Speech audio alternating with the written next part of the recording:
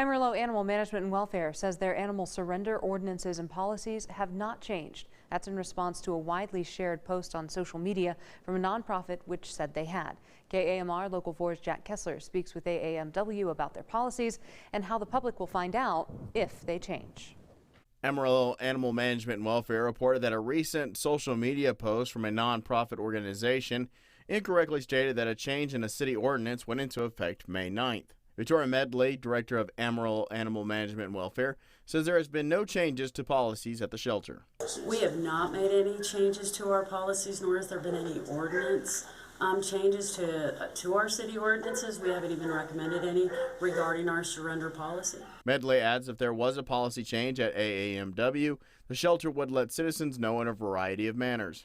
So when we've historically made any kind of policy changes, an example would have been last year when we had a distemper outbreak.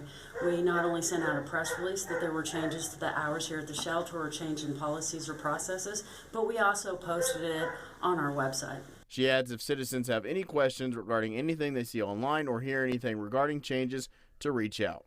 So for us, the only thing that we can do to make sure is make ourselves accessible. So any of those people who want to post some information, I would ask that they contact us and verify that that is in fact true information. That is the best thing that the City of Amarillo or Animal Management and Welfare can do when people are wanting to post things, is just to ask them, please verify it before you do.